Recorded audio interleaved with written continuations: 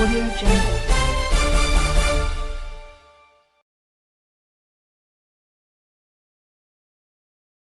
ఉన్నదివోలే ఋషి వాక్కు మహిమవలే నాయదండను రేపు ఆ తెలుగు తోటలు పాడుకున నిండోయి ఫలవింప నిండోయి ఎంత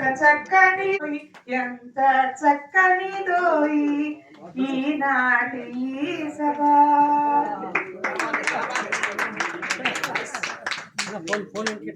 ప్రజలను నిర్వహిస్తున్నారు. దయచేసి నిశ్శబ్దంగా ఉండవలసిందిగా మా కవి హృదయాలను కోరుతున్నాను.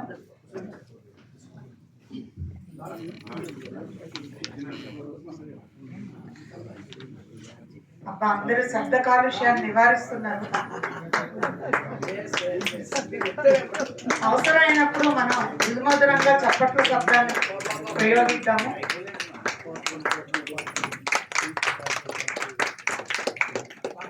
అందుకే అంటారు, కవిరాజుల కలలు పండిన పురాణాల పునర్వారు. గట్టిగా మరొకసారి చప్పట్లతో ఈ కార్యక్రమాన్ని మన తెలుగుని. ఈ రోజు చాలా శుభదినంగా నేను భావిస్తున్నాను. ఎందుకంటే అందరికీ తెలుసు, గిడుగు రామమూర్తి పంతులు వ్యవహారిక భాషోద్యమ పితామహులు. తెలుగు భాషకు గొడుగు పట్టినటువంటి వారు గిడుగు. మరి ఆయన వర్ధంతి ఈరోజు. ఈ వర్ధంతి సందర్భంగా మేము ప్రతి సంవత్సరం చేసే విధంగానే ఈసారి ఈ కార్యక్రమాన్ని ఏర్పాటు చేయడం జరిగింది. ఇందులో ముఖ్యంగా గిడుగు రామమూర్తి పంతులు ఫౌండేషన్, రఘు ఆరోగ్యపూడి సేవా ట్రస్ట్ సంయుక్త ఆధ్వర్యంలో గిడుగు వర్ధంతి వేడుకలు, గిడుగు జాతీయ పురస్కారాల ప్రధానోత్సవం, కవి సమ్మేళనం, కొన్ని మరి పుస్తకాల ఆవిష్కరణ, ఇది ఈనాటి యొక్క సభలో కార్యక్రమము. ముఖ్యంగా మరి ఈ సభ అనుకున్న టైం ప్రకారం ముగించడం జరుగుతుంది. మరి రాష్ట్రంలోనే కాకుండా మరి 2 రాష్ట్రాలనే కాకుండా బెంగళూరు నుంచి ఇతర ప్రాంతాల నుంచి ఎంతోమంది వచ్చారు. మీరు చాలా అదృష్టవంతులు. ఎందుకంటే గిడుగు రామమూర్తి ప్రతిష్టాత్మకమైనటువంటి పురస్కారాలను మీరు అందుకోబోతున్నారు. ఎందుకంటే 11 సంవత్సరాల నుంచి నేను గిడుగు కాంతికృష్ణ గారు, ఆమె నేను 10 టీవీలో అక్షరమని ప్రోగ్రామ్ చేస్తున్నాను. ఇప్పుడు తెలుగు వన్లో అక్షరమని గౌరవనీయులు మన రవిశంకర్ గారి యొక్క కట్టమనే రవిశంకర్ గారి ఆయన చాలా ప్రోత్సహిస్తున్నారు. అప్పుడు ఆమె వచ్చింది నా దగ్గర, కాంతికృష్ణ గారు. ఎందుకంటే ఎవరో నా శిష్యురాలు చెప్పారంట, దీనికి 2 రాష్ట్రాల్లో లక్షలాది మంది శిష్యులు ఉన్నారు, ఆయన దగ్గరకు పోతే మీ యొక్క రియల్ ఎస్టేట్ వ్యాపారంలో మీకు కోట్లు వస్తాయని చెప్పారంట. అప్పుడు ఏం నా దగ్గర ఫోన్ చేసి వచ్చిన తర్వాత, అమ్మునమ్మ నీకు నేను సహాయం చేయాలంటే మరి మీరు గిడుగు రామమూర్తి పంతులు అంత గొప్ప వ్యక్తి ఉన్నారు కదా మీ వంశంలో, ఆయన గురించి ఒక ఫౌండేషన్ ఎందుకు పెట్టకూడదు అంటే, అయ్యో మాకు ఏమీ తెలియదు సార్, అంతా మీరే చూసుకోవాలి సార్ అంటే. మీరు పెట్టండి సార్, మీరే ఉన్నారు సార్. నేను ఉండేది కాదమ్మా, దీనికి చైర్మన్ గా చేసి నేనే కార్యదర్శిగా ఉండాలని అప్పుడు రంగంలో దిగాము. ఇప్పుడు వరకు 2400 మందికి 2 రాష్ట్రాల్లో జ్ఞానపీఠం కన్నా, సాహిత్య అకాడమీ కన్నా గొప్ప అవార్డులు అని పెద్దల చేత ప్రకటించుకోబడినటువంటి సంస్థ ఈ యొక్క గిడుగు రామమూర్తి ఫౌండేషన్. ఎందుకంటే పరమ పవిత్రుడు అని రాశాను, అందులో మీరు బాగా గుర్తించారు. కాబట్టి అలా ప్రారంభమైన మాది ప్రతి వర్ధంతికి జయంతికి కూడా మేము అనేక మంది సాహితీవేత్తలకు, పరిశోధకులకు, భాషావేత్తలకు, కవులకు అందరికీ అవార్డు ఇస్తూ వచ్చాము.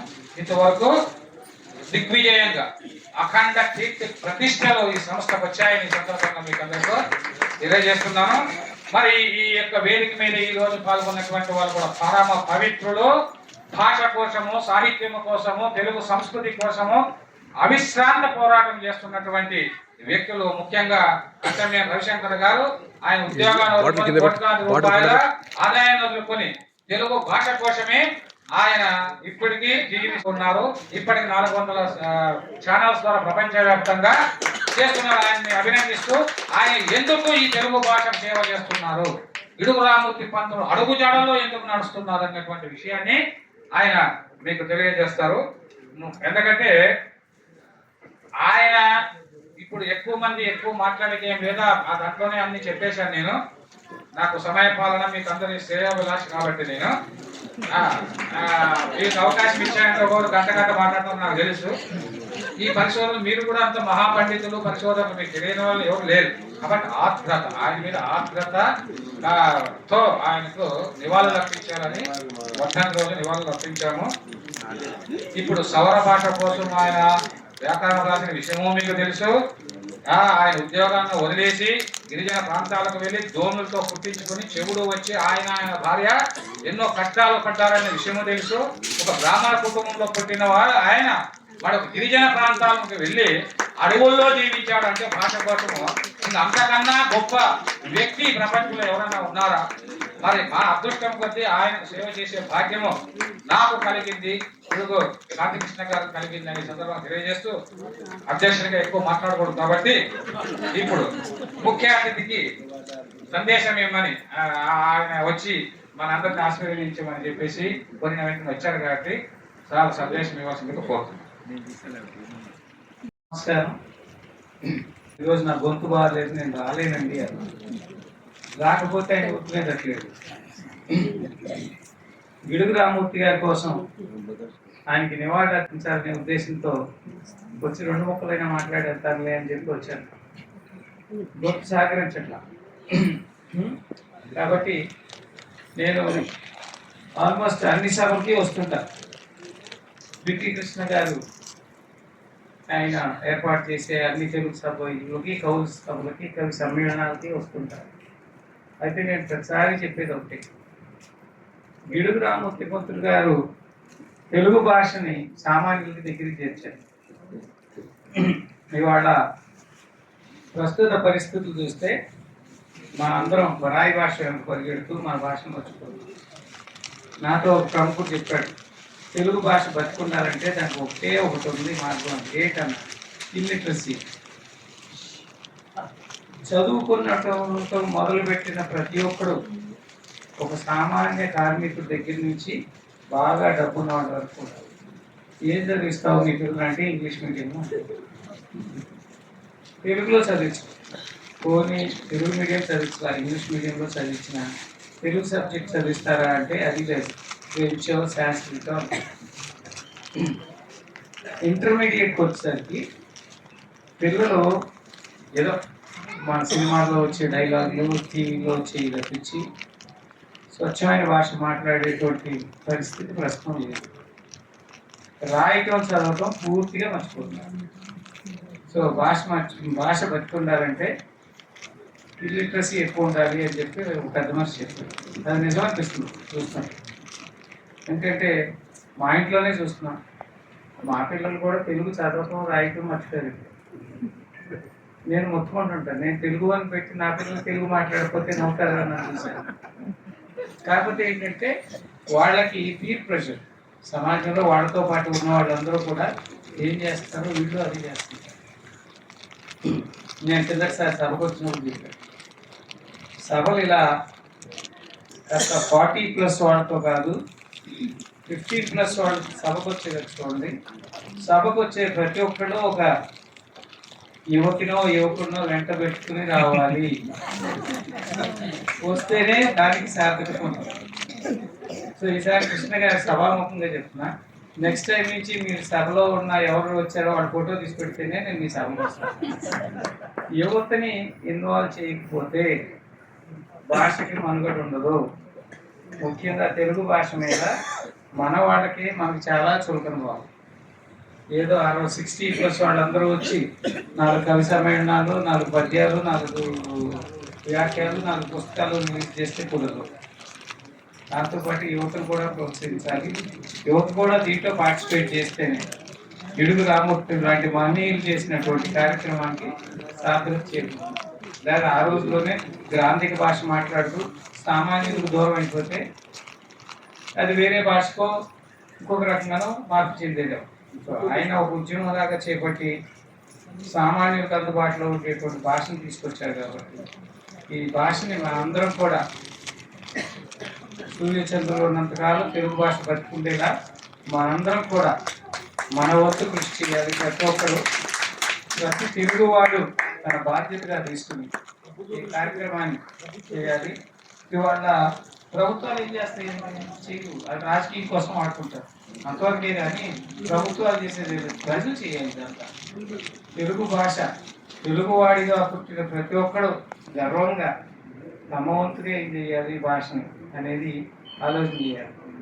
ఇవాళ నా వంతుగా నేనేం చేశానంటే తెలుగు వారిని అని పెట్టాను. తెలుగు వారిని అంటే తెలుగు వాళ్ళు ఒకటిగా ఉండాలి, తెలుగు వాళ్ళు ఎక్కడున్నా ఒకటో స్థానంలో ఉండాలని తెలుగు వారిని అని పెట్టాను.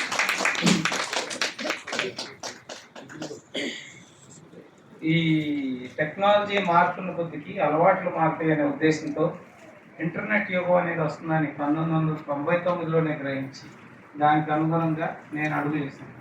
ఇవాళ ఎక్కడ చూసినా ఇంటర్నెట్ మనం మాట్లాడుతున్నా కొంతమంది ఫోన్లు చూసుకుంటున్నారు, దాంట్లో వెబ్సైట్లు, యూట్యూబ్లు, ఫేస్బుక్లు, ఇన్స్టాగ్రామ్లు అన్నీ నడుస్తున్నాయి. సో నేను ఇందాక అమ్మాయి పాడతాను, చక్కగా పాడింది. మీ కవిత్వాన్ని ఇలా పుస్తకాల రూపంలో ఉండి కొద్దిమందికి కాదు, అటువంటి గాత్రాన్ని అందించి ఈ కవితా సంపుటిని ఆడియో విజువల్గా కూడా తీసుకురావడానికి నా వంతుగా సాయం అందిస్తాం. మా తరఫున, మా తెలుగు తరఫున చెప్పారు. కొందరు బాగా రాస్తారు, కొందరు బాగా మాట్లాడతారు, కొందరు బాగా పాడతారు. మీ ముగ్గురు కలిస్తేనే మీ మీ పదప్రయోగానికో లేకపోతే మీ కవిత్వానికో ఒక సార్థకత చేకూరుతుంది. ఈరోజు పిల్లలు చదవలేని వాళ్ళు వినగలరు, చూడగలరు. తెలుగు గురించి సినిమాలు చూస్తున్నారు. అలాగే మనకు కూడా హిందీ భాషలో షేర్ షాయిరీలో ఎక్కువ, మన తెలుగులో తక్కువ. కాబట్టి మీరందరూ కూడా ఆలోచించి ఇటువంటి ప్రయోగాలు కొత్తగా చేస్తే, ఇప్పుడు కృష్ణ గారి దగ్గర వేలాది మంది కవులు, రచయితలు, కళాకారులు అందరూ ఉన్నారు. కొన్ని మంచి గళాలు, గాత్రాలు ఉండొచ్చు. ఆయన రాసిన మార్మిక నదికే నేను చెప్పాను, దీనికి ఒక ఆడియో రూపం చేద్దాం, మంచి వాయిస్ నన్ను తీసుకొస్తే ఆ కవిత్వాన్ని ఎలా చదవాలి, ఆ డిక్షన్తో చదివితే దానికి ఒక చిన్న బ్యాక్గ్రౌండ్ మ్యూజిక్ ఇచ్చి పెడితే ప్రతి ఒక్కళ్ళు, ఇప్పుడు 100 కవిత్వాలు రాస్తే దాంట్లో 4-5 జనాలకు బాగా ఎక్కొచ్చు. ఎక్కితే అలా జనాలకు వాటి మీద ప్రేమ కలుగుతుంది. ఓహో, ఇటువంటి ప్రక్రియలు ఉన్నాయా, పద్యం ఉంది, పద్యం మర్చిపోయామన్నా. నేను పిల్లలకు చెప్తుంటాను, ర్యాప్ ఎక్కడి నుంచో కాదు, మా పద్యాన్ని నుంచే పుట్టింది, ముందు పద్యం నేర్చుకుంటాను. అలాగే ఇటువంటివన్నీ కూడా కొంచెం కొత్త ప్రయోగాలు చేసి ఇంకా పాత మూసలోనే పాత పద్ధతిలో వెళ్తా ఉంటే మనం స్లోగా అంతరించిపోతాం. ఇవాళ నాకు బాల సాహిత్యం రాసేవాడు కావాలని అడుగుతున్నాను. నేను ఒక 6 నెలల నుంచి అడుగుతున్నాను, ఒక్కడు విసురాలా. మరి ఆయన మా మీద అడిగాడో ఏంటో, లేకపోతే బాల సాహిత్యం రాసేవాళ్ళు లేరు నాకు. సో ఇటువంటి వాటికి ఇవాళ ఏఐ వచ్చేసింది. ఏఐ ఆధారంగా మీరు చెప్పే కథలు, బాల సాహిత్యం కథలు, దానికి అద్భుతమైనటువంటి విజువల్స్ క్రియేట్ చేసి పిల్లలందరికీ మన పాత రోజు కథలు పెడతాం. మన అమ్మమ్మలు, తాతయ్యలు, దేశంలో చెప్పిన కథలు మళ్ళీ ఇంకొకసారి ఈ జనరేషన్కి వినిపిద్దాం. మనకి మర్చిపోయారు. బయట దేశాల నుంచి తీసుకొచ్చిన హ్యారీ పోటర్లో ఇలాంటివి అయితే మన పిల్లలు అంటున్నారు. టామ్ అండ్ జెర్రీ అంటే అద్భుతమైంది కాదు. కాకపోతే మన బాల సాహిత్యం నుంచి వచ్చిన సినిమానే ఒక రకంగా చెప్పాలంటే బాహుబలి లాంటిది. సొంతమా కదా అది, ఎంత అద్భుతంగా దృశ్యకావ్యం ఎంత బాగా మార్చారు దాన్ని, ప్రపంచం మొత్తం చూసింది. అలా మనలో ఉన్నటువంటి ఏదైతే రైటింగ్ స్పిరిట్ ఉందో, పోయిటిక్ స్పిరిట్ ఉందో, దానికి టెక్నాలజీకి ఈ జనరేషన్కి అనుగుణంగా బయటికి తీసుకురాగలిగితే భాష 10 కాలాలు బతుకుంటుంది. కాబట్టి మీరందరూ కూడా ఆ దిశగా ఆలోచించుకోవాల్సిందిగా కోరుకుంటూ సెలవు తీసుకుంటున్నాను. Thank you. మాట్లాడే 2 మాటలు మాట్లాడలేకపోతుందని అంటారు, కానీ గిడుగు రామమూర్తి పేరు వినగానే, ఈ సభను చూడగానే ఆయన గొంతు నుంచి శ్రావ్యంగా అద్భుతంగా మాట్లాడారు. ఒకసారి అందరూ అభినందించండి. రెండేది ఏంటంటే, సారు చెప్పినటువంటిది విధంగా ఆయన మరి యువతను వెలుగులోకి తీసుకురావాలని మీరు ప్రతి జిల్లాలను ఒక 3 ఈ క్రియేటివ్ హబ్స్ అని పెట్టి ప్రతి జిల్లా నుంచి కూడా 3000 మందికి అక్కడే శిక్షణా శిబిరాలు ఏర్పాటు చేస్తాము. ప్రాజెక్ట్ కూడా తయారు చేశాము, అది త్వరలోనే అమలు పరుస్తాము. రెండవది సార్ చెప్పినట్టుగా ఒక కవిత, నా మార్మిక నాకేమిటంటే ఉండేది ఏంటంటే, అందరు కవితలు అందరినీ వెలుగులోకి తీసుకొస్తాను, కానీ నాది వెలుగులోకి తీసుకురావాలంటే నాకెందుకు ఇష్టం ఉండదు. సార్ చెప్పారు ఎన్నో సార్. అయితే నేనేం చేశానంటే నా కవిత్వం డిక్షన్ అక్షరం అనే ప్రోగ్రామ్ పెట్టించారు. ఎంతో మందిని ఇంటర్వ్యూ చేసే వేదిక మీద ఉన్నటువంటి వాళ్ళని కూడా. అంతేకాకుండా కవిత్వం డిక్షన్ అనేది ప్రపంచంలో మరి అంత అద్భుతమైనటువంటి గ్రంథం 4000 కాపీలు ఉచితంగా పంచిపెట్టాం. దాన్ని నేను ఎపిసోడ్స్గా నేనే మాట్లాడి తెలుగులో పెడుతూ ఉంటే అంటే మాకు శిక్షణ శిబిరం ఇస్తూ 25-50 మంది వస్తారు, కానీ 4000 మంది 2000 మంది 3000 మంది చూస్తారు వాట్సాప్ గ్రూప్లో అన్నిట్లో.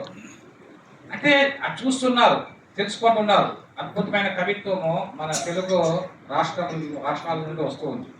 అందుకు నేను సంతోషిస్తున్నాను. అలాగే ఇటువంటి కార్యక్రమాలు తెలుగు భాషోద్యమం ఒకటి మరో తెలుగు భాషోద్యమము తీసుకొని రావాల్సినటువంటి అవసరం ఉంది అని చెప్పి కాంతికృష్ణకి చెప్పాను.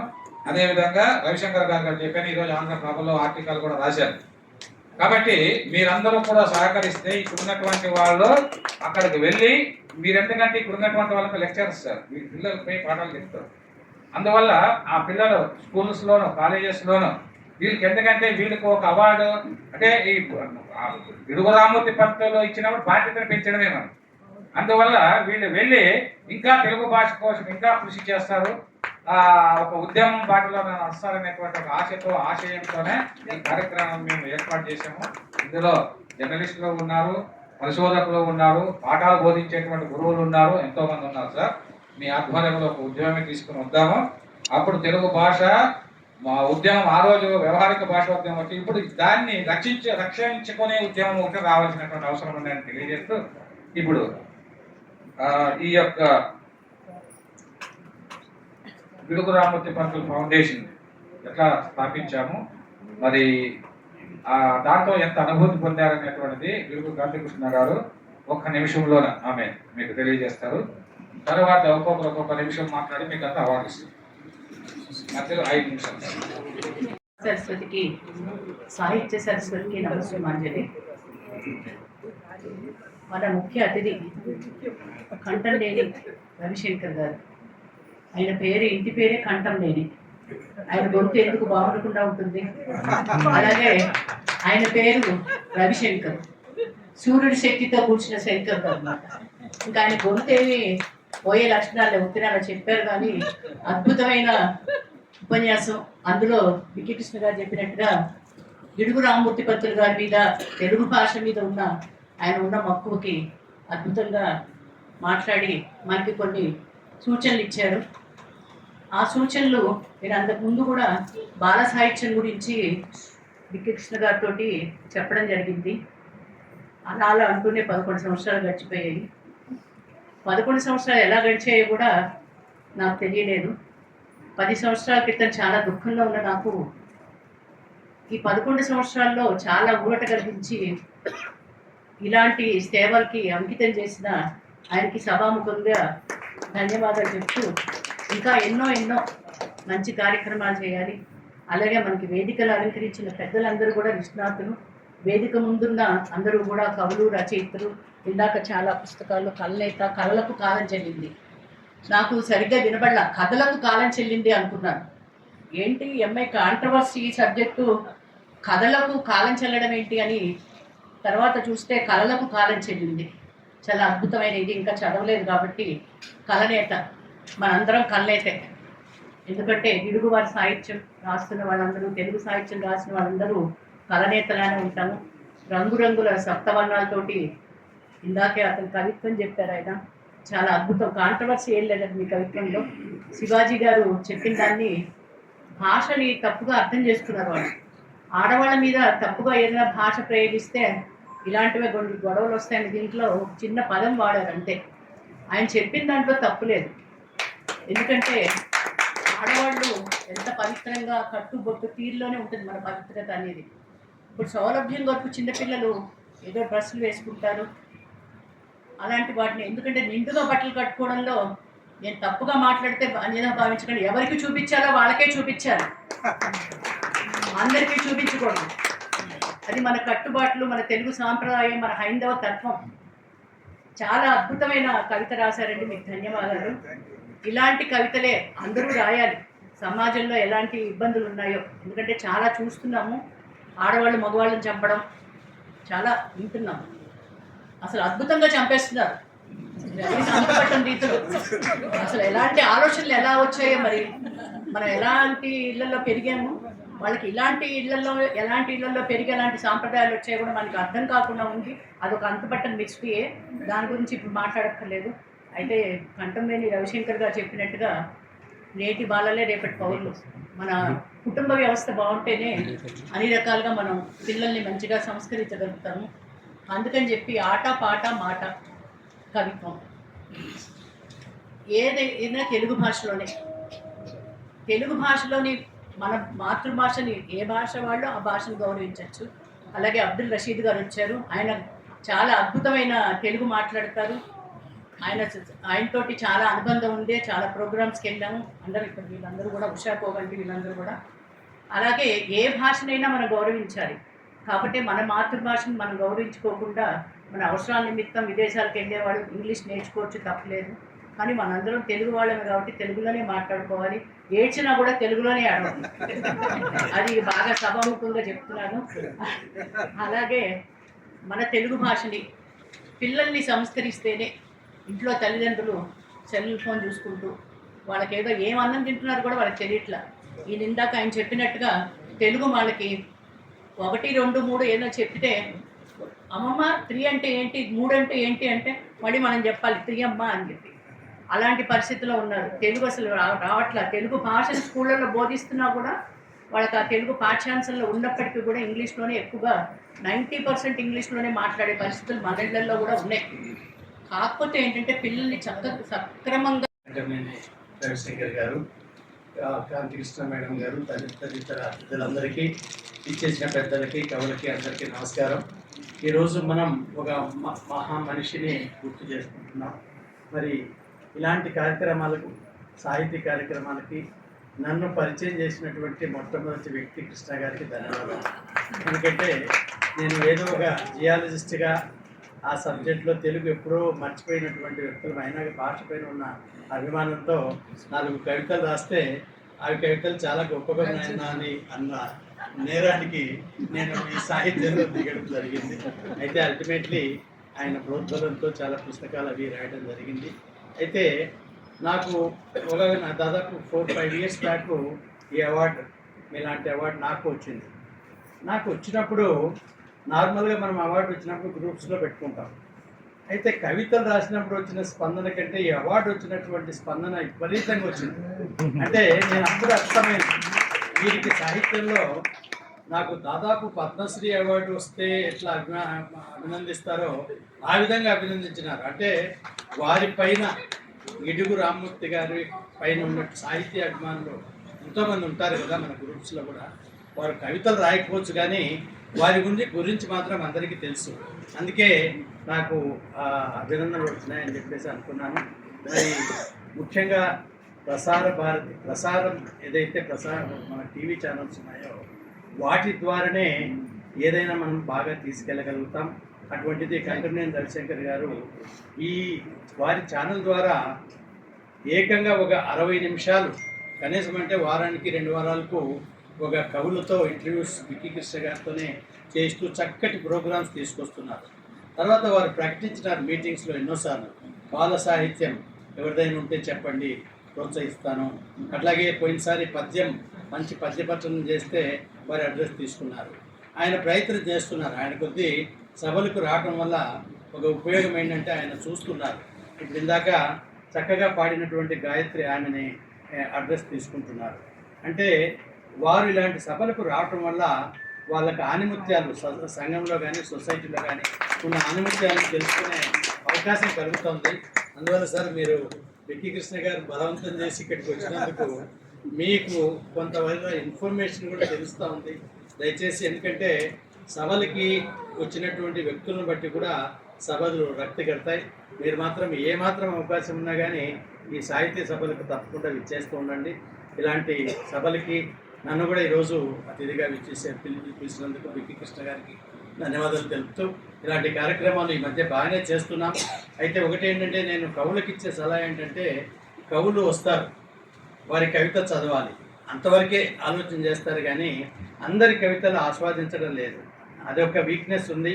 ఆ వీక్నెస్ని మీరు తుడిపేయండి. అందరి కవితలు చదవండి, వినండి. ఆ కవితల్లో ఎక్కడో చోట స్పార్క్ ఉంటుంది. అందరూ మంచి కవితలు రాయకపోవచ్చు, కానీ ఎక్కడో చోట స్పార్క్ ఉంటుంది. అది విని అభినందించడం నేర్చుకుంటే సభలు రక్తి కడతాయి. ఎందుకంటే ముందే సాహిత్య సభలు అంతా జనాలు రావటం లేదు. అందువల్ల మీరు వచ్చినప్పుడు కార్యక్రమాలు ఆస్వాదించి అందరి కవులను ప్రోత్సహించాల్సిందిగా కోరుతూ మరొకసారి చక్కటి కార్యక్రమానికి ఇన్వైట్ చేసినటువంటి విక్కీ కృష్ణ గారికి, అట్లాగే కాంతి కృష్ణ మేడం గారికి ధన్యవాదాలు. అనొచ్చు కదా, తర్వాత ఇంగ్లీష్ పెట్టుకోండి, వద్దంటే అచ్చం ఇంగ్లీషే పెట్టుకోండి, వదులుతాను. ఈ గవర్నమెంట్ ప్రైవేట్ స్కూల్స్ కూడా పర్మిషన్ ఇవ్వడానికి లేదు. 50 వరకు తెలుగే, తర్వాత ఇది గవర్నమెంటే చేయాలి కదా, వేరే వాడు చేయలేదు కదా. తెలుగు మీడియంలో చదివిన వాడికి నేను ఈ అవకాశం ఇస్తాను, నేను ఈ ఉద్యోగాలు ఈ అవకాశం ఇస్తాను, లేకపోతే ఈ అవకాశం ఇస్తాను ఎప్పుడైనా ఎక్కడైనా చెప్పాను. ఏమన్నా ప్రత్యేకత ఉందా? లేదు కదా. లేనప్పుడు తెలుగు ఎట్లా? ఇప్పుడు క్రికెటే ఎందుకు ఆడుతున్నారు? అందరు బాగా చూస్తున్నారు కాబట్టి డబ్బులు బాగా వస్తాయి, క్రికెట్ ప్లేయర్ కాబట్టి క్రికెట్ ఆడుతున్నారు. బాల్ బ్యాడ్మింటన్ ఎందుకు ఆడుతున్నాయి? ఒకప్పుడు బాగా ఆడేవాడు కదా. దాని క్రేజ్ దేనికుంటే, మార్కెట్ దేనికుంటే అది. అందుకని ఈ తెలుగు మాట్లాడితే ఈ ప్రయోజనం ఉంది అని కల్పించేది అది గవర్నమెంట్ మాత్రమే. ఇంకా సీరియస్గా గవర్నమెంట్ తీసుకుంటే చేయగలుగుతారు. పక్కన ఉన్న తమిళనాడు చాలా సీరియస్గా వస్తుంది. మన తమిళనాడు పోగానే ఇది తమిళనాడు అని అర్థం అవుతుంది. బెంగళూరు పోగానే కొంచెం ఇది కర్ణాటక అని అర్థమవుతుంది. తెలంగాణలో హైదరాబాద్ దిగి ఇది అమెరికాలో న్యూయార్క్ అర్థం కాదు. తెలుగుతనం తెలంగాణ తనం ఏమి మన బోర్డులలో కానీ, మన దీంట్లో కానీ, మన స్వాగతంలో కానీ ఉండదు. అందుకని మిత్రులారా, ఇది మనము వాళ్ళు కలిసి చేయాల్సినటువంటి ఒక అద్భుతమైనటువంటి కార్యక్రమం. అందులో నడుం కట్టిన వ్యక్తి ఈ సమాచార వ్యవస్థలో ఉండి దాన్ని చేస్తున్నటువంటి వ్యక్తి కాబట్టి ఆయనకి ఈ తెలుగుని ఎప్పుడో చూశాను, అమెరికాలో ఉన్నప్పుడు చూసి దాన్ని మా పిల్లలు పోతారు దాన్ని పట్టమనేవాడు. ఎందుకంటే వాడు తెలుగు సినిమానా చూస్తే తెలుగు వస్తుందేమో. వాడు రావట్లే, మా మనవాళ్ళు కాబట్టి తెలుగు రావట్లే. అప్పుడు బలవంతంగా తెలుగు నేర్పే రాయటం రావట్లేదు, యుద్ధం చేయాల్సి వస్తుంది. అందుకని తెలుగు వాళ్ళు కంఠంనేని గారికి ప్రత్యేక ధన్యవాదాలు చెప్తూ, ఇకపోతే ఈ కార్యక్రమం కింద ఉన్న చాలామంది గొప్పవాళ్ళు, మంచి కవిత్వం చదివిన వాళ్ళు, వాళ్ళకి అవార్డు చాలా సేవ చేసిన వాళ్ళు ఉన్నారు, ప్రకటిస్తూ ఉన్నారు. నమస్కారం అండి. విక్కీ కృష్ణ గారు అందరినీ నిమిషం మాట్లాడమంటారు, బిట్వీన్ 1 minute లో 5-6 నిమిషాలు మాట్లాడేస్తారు. మనం ఏదో అనుకుంటాం మాట్లాడదాం, ఏమిటో ఆయన కవి, అందువల్ల మనమేం మాట్లాడలేము. వారికి అక్కడే చిన్న ఆయన, అందువల్ల పాదాభివందనం మనం చెప్పడం మంచిది కాదు. నేను విమల సాహిత్య అనేటువంటి మొట్టమొదటిసారి హైదరాబాద్ నుంచి, నేను కార్పొరేట్ సేవగా 6,000 మందికి హెడ్గా ఉండేవాడిని. అయితే నాకు ఈ కవిత్వం అనేది తెలియదు యాక్చువల్గా. అయితే లోపల ఎప్పుడో ఉలాటం అనుకుంటాను, ఏదో చెప్పారు వారు 3 కోట్ల రూపాయలు ఖర్చు పెట్టి నా రిటైర్మెంట్ ఫండ్స్లో మేజర్ పార్ట్ ఖర్చు పెట్టి 2,000 మంది బీద పిల్లల కోసం సికింద్రాబాద్లో కాలేజ్ పెట్టించాం. అది వారికి తెలిసి అందులో నా కవితలు ఉన్నాయి.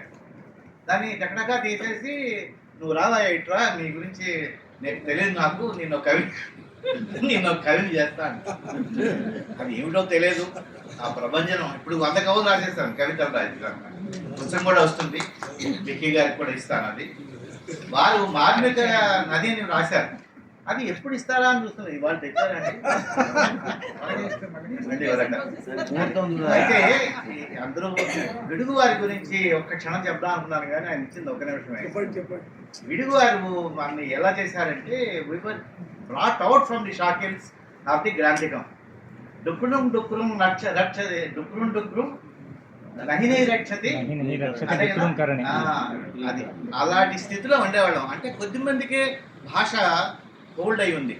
అటువంటి స్థితి నుంచి సామాన్య భాషకి మనం రాగలిగామంటే విడుగు వారి పుణ్యం, వారి యొక్క ఔదార్యం.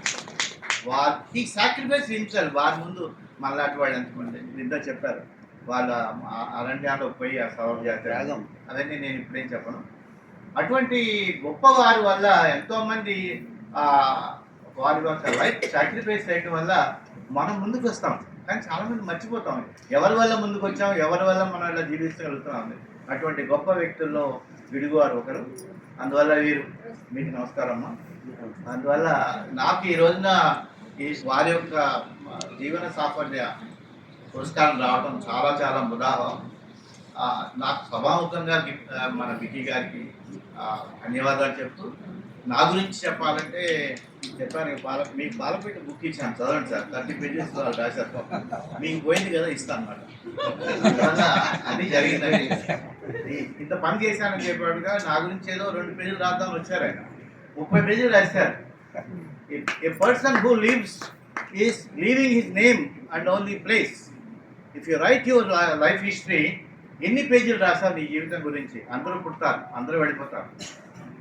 పళ్ళాం పేరు, కొడుకుల పేరు అయిపోయాయి, పుస్తకం అయిపోయాయి. అలా కాదు. What is that you contributed to society అనేది ముఖ్యం. తెలుగులో మాట్లాడారు కదా, మరి ఇంగ్లీష్లో మరి లేచిపోతున్నారు, ఆపేస్తున్నారు.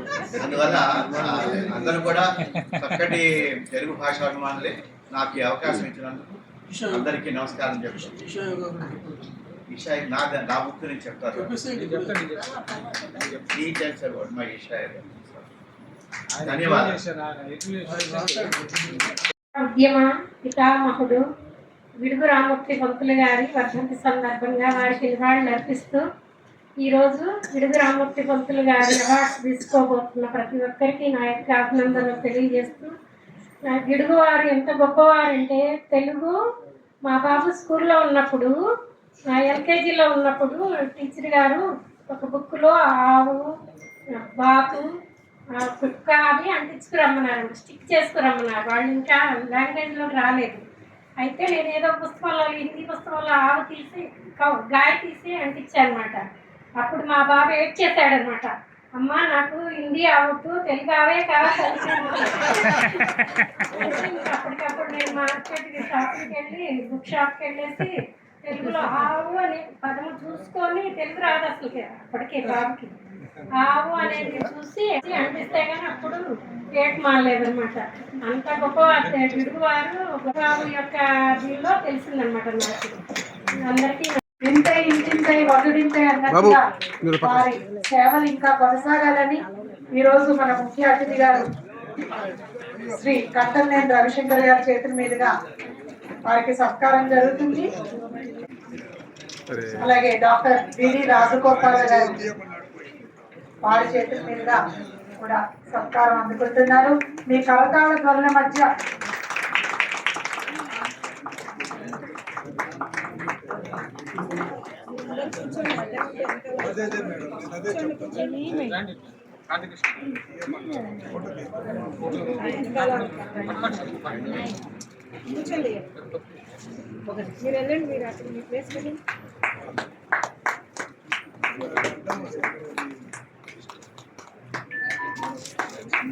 శ్రీ కంటంనేని రవిశంకర్ గారి చేతుల మీదుగా అద్భుతంగా సన్మానం జరుగుతుంది.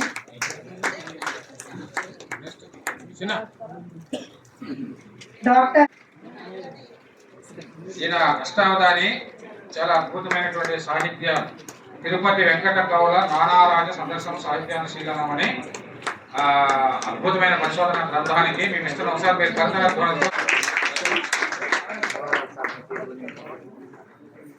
తర్వాత రెడీగా ఉండండి. షామీర్ జానకి దేవి గారు ముఖ్య అతిథి గారి చేతుల మీదుగా సత్కరిస్తున్నాం. తిరుపతి వెంకట కవులు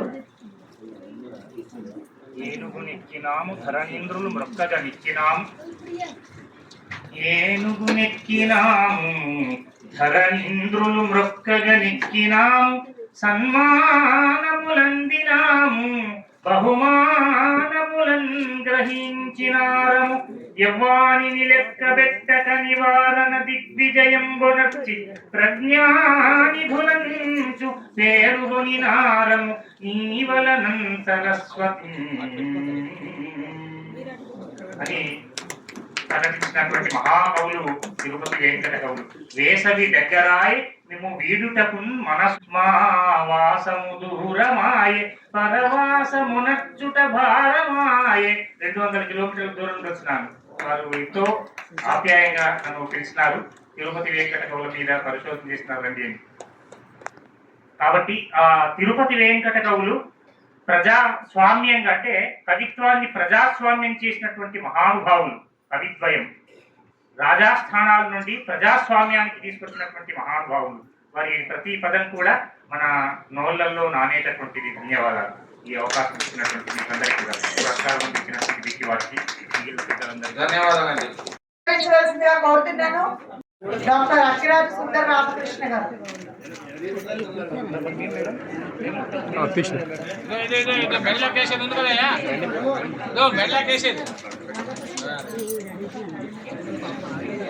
గురుగారు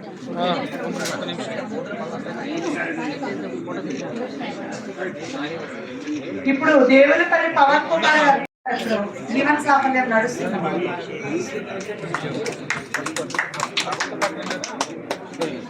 మీ చెప్పట్లే వారి ఆశీస్సులు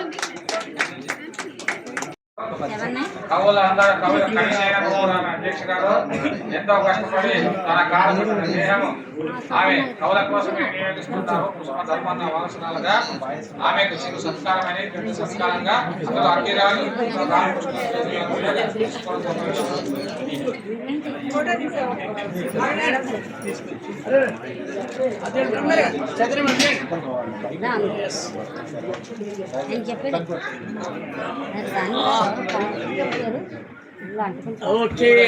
ధనలక్ష్మి గారికి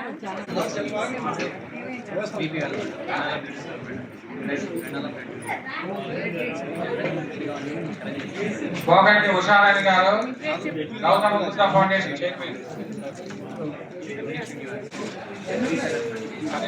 శ్రీనివాస్ గారు సర్టిఫికేట్ లేదమ్మా.